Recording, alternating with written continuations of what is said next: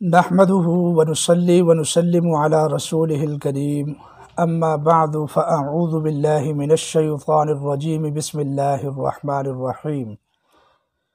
يا ايها الذين آمنوا اتقوا الله وكونوا مع الصادقين صدق الله العظيم۔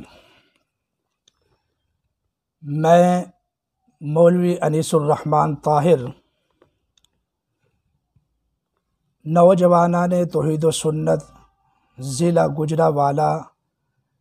کی مناظرہ کمیٹی کا ذمہ دار اور نوجوانان توحید و سنت ضلع گجرانوالہ کی باڈی کا رکن بات کر رہا ہوں۔ ہمارا یہ نظریہ ہے کہ اہل السنت کے جو بھی عقائد ہیں وہ اللہ کے قرآن اور پیغمبر کے فرمان سے ثابت ہے، لہٰذا جو بندہ بھی اہل السنت کے عقائد کے ساتھ اختلاف کرتا ہے گویا وہ اللہ کے قرآن کے ساتھ اور پیغمبر کے فرمان کے ساتھ اختلاف کرتا ہے۔ ہم اللہ کے قرآن کو اسی طرح سمجھتے ہیں جس طرح اہل السنت کے اکابرین ائمہ علماء اور مفسرین نے سمجھا ہے۔ اس امت کے اوائل ہی میں اہل السنت کے مقابلے میں ایک طبقہ کھڑا ہوا جن کو معتزلہ کہا جاتا ہے۔ ان کا وجود اس طرح پیدا ہوا کہ حضرت امام حسن بصری رحمۃ اللہ علیہ تعالی درس حدیث دے رہے تھے کہ ان کا ایک شاگرد واصل بن عطا اس نے ایک مسئلے میں اپنے استاذ حضرت حسن بصری رحمۃ اللہ علیہ تعالی سے اختلاف کیا، تو حضرت حسن بصری نے فرمایا کہ ھذا الرجل اعتزل عنا، کہ یہ آدمی ہم سے یعنی اہل السنت سے جدا ہو گیا۔ پھر واصل بن عطا اور اس کے جتنے بھی ہم خیال لوگ تھے ان کا نام معتزلہ پڑ گیا، اور معتزلہ کے جو عقائد اہل السنت کے خلاف ہیں وہ کئی عقائد ہیں۔ ان میں سے ایک عقیدہ جادو کی تاثیر کا مسئلہ ہے۔ معتزلہ کا عقیدہ ہے کہ بمشیت الہی بھی تاثیر جادو کا کوئی وجود نہیں ہے، اور وہ تاثیر جادو کے اللہ کے حکم کے ساتھ اور مشیت کے ساتھ بھی جادو اثر نہیں کرتا، یہ ان کا نظریہ ہے۔ اور اسی بات کو اہل السنت کے ایک بہت بڑے مفسر علامہ قرطبی رحمۃ اللہ علیہ تعالی نے اپنی تفسیر قرطبی میں ارشاد فرمایا ہے کہ ذهب عامۃ المعتزلۃ الی ان السحر لا حقیقت له، کہ عام معتزلہ جو ہیں ان کا یہی نظریہ ہے کہ جادو کی تاثیر کا کوئی وجود نہیں ہے، اور اللہ کی مشیت کے ساتھ بھی یہ اثر نہیں کرتا، اور اس کی کوئی حقیقت نہیں ہے۔ اور اسی طریقے سے علامہ قسطلانی رحمۃ اللہ علیہ فرماتے ہیں ارشاد الساری میں عند المعتزلۃ هو تخییل و تمویہ، کہ معتزلہ کے ہاں جادو کی تاثیر اللہ کی مشیت کے ساتھ کوئی مؤثر نہیں ہوتی، اور یہ ایک فضول اور بیکار بات ہے۔ اور اسی طریقے سے بہت بڑا نام ہے اہل السنت کے ایک عالم علامہ عبدالعزیز پرہاروی، یہ میرے پاس کتاب پڑھی ہوئی ہے نبراس، اس میں وہ فرماتے ہیں کہ وَأَمَّا الْاعْتِقَادُ بِكَوْنِ السِّحْرِ مُؤَثِّرًا فَلَا بَأْسَ بِهِ، کہ اہل السنت کے عقائد میں سے یہ عقیدہ ہے کہ جادو مؤثر ہوتا ہے، اور یہ عقیدہ بنانے میں کوئی حرج کی بات نہیں ہے۔ بل ہوا عن معتقدات اہل سنت، بلکہ جادو کی تاثیر اللہ کی مشیت کے ساتھ ممکن ہے، یہ عقیدہ اہل السنت کے عقائد میں سے ایک عقیدہ ہے۔ خلافاً لبعض المعتزلۃ، اور اہل السنت کے ساتھ اگر کسی نے اختلاف کیا ہے تو وہ معتزلہ نے اختلاف کیا ہے۔ معتزلہ کے علاوہ کسی نے بھی اہل سنت کے ساتھ اس مسئلے میں کوئی اختلاف نہیں کیا۔ اور اسی طریقے سے امام رازی نے بھی اپنی تفسیر میں، تفسیر کبیر میں، کچھ اس طرح کے جملے ارشاد فرمائے ہیں، انکارت المعتزلۃ تاثیر السحر،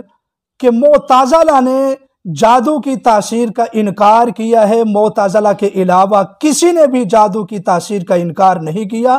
تمام اہل سنت اس بات پر متفق ہیں کہ اللہ کی مشیت اور اس کے حکم کے ساتھ جادو کا اثر ہوتا ہے، اور تمام اہل سنت کا یہی نظریہ ہے۔ اب جب معتزلہ نے اپنے اس فاسد عقیدے کو اہل سنت کے خلاف لا کھڑا کیا،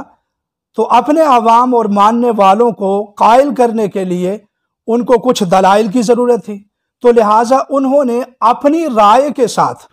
اور اپنی مرضی کے ساتھ اللہ کے قرآن کی بعض آیتوں کو اپنے اس فاسد عقیدہ کے اوپر فٹ کرنے کی مذموم کوشش کی، اور یہ عمل جو ہے یہ بدعتیوں کا عمل ہے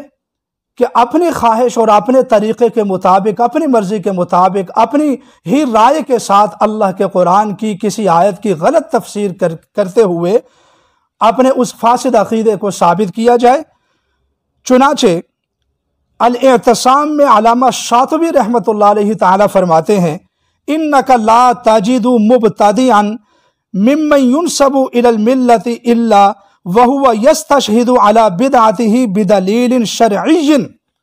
کہ بے شک تو نہیں پائے گا کسی بدعتی کو جو اپنے کسی بھی من گڑت عقیدے کی طرف اپنے مسلک کو منسوب کرتا ہے،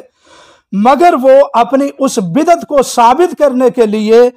کوئی نہ کوئی دلیل شرعی اپنے وہم و گمان اور اپنی مشیت کے مطابق فینزلہ علی ما وافق عقلہ و شہوتہ، وہ اس دلیل شرعی کو اپنی عقل اور اپنی خواہش کے مطابق، اپنی سوچ کے مطابق اپنے اس فاسد عقیدے کو ثابت کرنے کی کوشش کرے گا۔ لہٰذا اس کا یہ جو نظریہ ہوگا جو اللہ کے قرآن کی کسی آیت سے اپنی مرضی کے مطابق اس نے اخذ کیا ہے، اس کا کوئی اعتبار نہیں ہے۔ اور اسی طریقے سے مجدد الافسانی نے مکتوبات ربانی میں، یہ میرے پاس پڑھی ہوئی ہے، مکتوبات امام ربانی، علامہ شیخ احمد سرہندی رحمۃ اللہ علیہ تعالی، اس میں میرے پاس حوالہ موجود ہے کہ وہ ارشاد فرماتے ہیں کہ زیرا کہ ہر مبتدع و ضال عقائد فاسدہ خود را بزام فاسد خود از کتاب و سنت اخذ می کند، پس ہر معنی از معنی مفہومہ ایہاں معتبر نہ باشد۔ فرماتے ہیں کہ ہر بدعتی اور گمراہ شخص اپنے فاسد عقائد و نظریات کو اپنے فاسد گمان کے مطابق اپنی مرضی سے کتاب و سنت سے بنانے کی کوشش کرتا ہے، لہٰذا اس معنی کو جو اس نے اخذ کیا ہے اس کو معنی مفہومہ معتبر سمجھ لیا جائے، معتبر سمجھا جائے، ایسی کوئی بات نہیں ہے، بلکہ اس کا کسی قسم کا کوئی اعتبار نہیں ہوگا، کیونکہ وہ اپنی اس بدعت کو، اپنے بدعتی عقیدے کو اپنی خواہش کے مطابق اللہ کے قرآن سے ثابت کرنے کی کوشش کرتا ہے۔ چنانچہ اب معتزلہ کو بھی اپنے اس فاسد عقیدہ کے جادو کی کوئی تاثیر نہیں، اگرچہ اللہ بھی چاہیں تو، یعنی اللہ کا حکم اور مشیت ہو تب بھی جادو اثر نہیں کرتا۔ اپنے اس گندے اور فاسد عقیدے کو ثابت کرنے کے لیے انہوں نے قرآن پاک کی بعض آیتوں کا سہارا لیا، جن کو انہوں نے اپنی مرضی کے مطابق فٹ کرنے کی کوشش کی۔ اور میں نہیں کہہ رہا ہوں، بلکہ یہ امام رازی رحمت اللہ علیہ، جو کہ اہل سنت کے بہت بڑے امام ہیں اور معتبر مفسر ہے، جن کو ہمیں بھی اور ساری امت کو ان کے اوپر اعتبار ہے، وہ فرماتے ہیں کہ اما المعتزلۃ فقد احتجوا علی انکارہ بوجوہ، کہ جادو کی تاثیر کا انکار کرتے ہوئے معتزلہ نے کئی دلیلیں قرآن پاک سے پکڑنے کی کوشش کی، جو کہ انہوں نے اپنی ہی تفسیر بالرائے کے ساتھ ان میں سے جادو کا کوئی اثر نہیں ہوتا یہ مسئلہ ثابت کرنے کی کوشش کی۔ احدھا قولہ تعالی، ان میں سے ایک دلیل یہ ہے کہ لا یفلح الساحر حیث اتا۔ اب یہ دیکھیں آپ کہ لا یفلح الساحر حیث اتا، سب سے پہلے کہ جادو کی کوئی تاثیر نہیں ہے اللہ کی مشیت کے ساتھ بھی، اس کے اوپر اپنے اس فاسد عقیدے کے اوپر سب سے پہلے اگر کسی نے یہ دلیل بنائی تو وہ معتزلہ نے بنائی تھی۔ اور امام راضی فرماتے ہیں وَثَانِيهَا قَوْلُهُ تَعَالَى وَقَالَ الظَّالِمُونَ إِن تَتَّبِعُونَ إِلَّا رَجُلًا مَسْحُورًا، یہ جو دلیل ہے قرآن پاک کی، یہ بھی سب سے پہلے کہ جادو کی کوئی تاثیر نہیں ہے، اور اسی طریقے سے بنی آدم کے اوپر جادو کا کوئی اثر نہیں ہوتا ہے، یہ عقیدہ سب سے پہلے معتزلہ نے بنایا۔ اور اس کے اوپر دوسری دلیل انہوں نے پیش کی کہ ان تتبعون الا رجلا مسحورا، لہٰذا آج کے زمانے میں بھی جو یہ دلیلیں پیش کرنے کی کوشش کرے لا یفلح الساحر حیث اتا اور وقال الظالمون ان تتبعون الا رجلا مسحورا، اس طرح کی آیتوں سے جو بندہ یہ ثابت کرنے کی کوشش کرے کہ جادو کا کوئی اثر نہیں ہوتا، اگرچہ اللہ چاہے اللہ کے حکم کے باوجود بھی جادو کا کوئی اثر نہیں ہوتا، وہ معتزلہ کے ساتھ اس کا شمار ہوگا، اہل السنت کے وہ مقابلے میں کھڑا ہو جائے گا۔ اور اسی طریقے سے اہل السنت کے ایک بہت بڑے امام اور معتبر ترین امام ہیں جن کو ساری دنیا علامہ مانتی ہے، امام ہیں، وہ فرماتے ہیں، علامہ ابن قیم فرماتے ہیں، میرے پاس حوالہ موجود ہے فوائد البدائع کا، وہ فرماتے ہیں کہ معتزلہ کے دلائل اس مسئلے میں یہ ہیں کہ جادو کی اللہ کی مشیت کے ساتھ بھی کوئی تاثیر نہیں ہے۔ پہلی دلیل ان تتبعون الا رجلا مسحورا، دوسری دلیل قال فرعون لموسیٰ انی لأظنک یا موسیٰ مسحورا، تیسری دلیل وقال قوم صالح انما انت من المسحرین، چوتھی دلیل وقال قوم شعیب انما انت من المسحرین۔ یہ جو دلیلیں ہیں جادو کی کوئی تاثیر نہیں ہے اگرچہ اللہ چاہے، یہ دلیلیں بنانے کی مذموم کوشش کی ہے سب سے پہلے معتزلہ نے، اور یہ میں نہیں کہتا، یہ امام راضی فرماتے ہیں اور علامہ ابن قیم فرماتے ہیں، اور میرے پاس تقریباً 30 حوالہ جات موجود ہیں کہ اہل سنت کے آئمہ نے اس زمانے میں، جس زمانے میں معتزلہ کا وجود تھا اور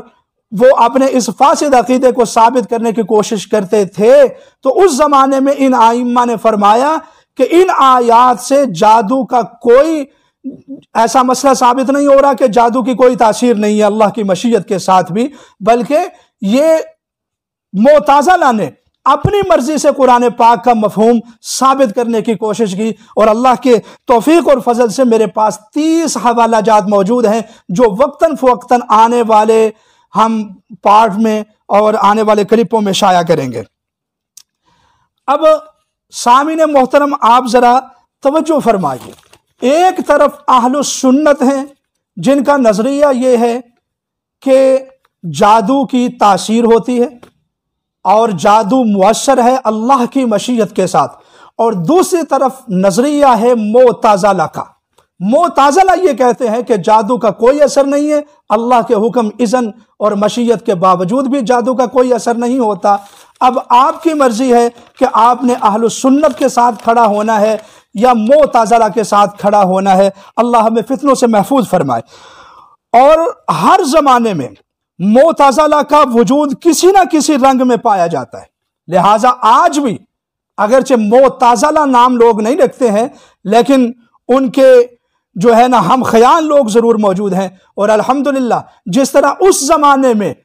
معتزلہ کے سب عقائد کا رد کیا تھا اہل السنت نے قرآن و حدیث کی روشنی میں، آج بھی انشاءاللہ اہل السنت ان کا قلع کما کرنے کے لیے ہمہ وقت تیار ہیں۔ کسرہم اللہ تعالی، اللہ ان میں اور برکتیں عطا فرمائے۔ اب جب یہ ساری بات آپ کو سمجھ آ گئی ہے تو آخر میں یہ کہوں گا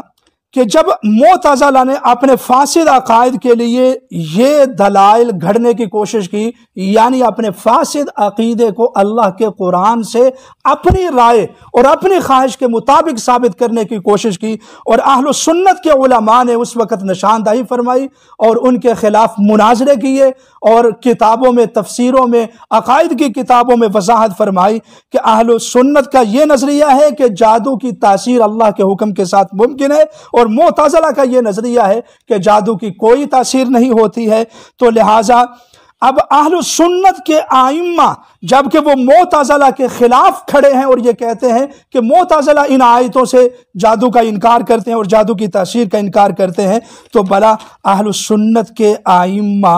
معتزلہ کے ساتھ کس طرح قرآن پاک کی ان آیتوں کو جادو کے انکار کے اوپر دلیل بنا سکتے ہیں؟ انشاءاللہ آج کے لیے یہی کافی ہے۔ آنے والے دنوں میں انشاءاللہ 2-3 دن کے بعد ہم آگے چلیں گے اور مزید اللہ کے قرآن کی یہ جو آیتیں ہیں جو میں نے بیان کی ہیں، اور اسی طریقے سے دوسری آیتیں ان عبادی لیس لک علیہم سلطان، ان کی تفسیر مفسرین اکرام اور ائمہ اہل سنت اور مفسرین جو اہل سنت کے بڑے بڑے مفسرین ہیں، انہوں نے ان آیتوں کی صحیح تفسیر کیا کی ہے، انشاءاللہ ہم یہ بیان کریں گے۔ اللہ تعالیٰ سے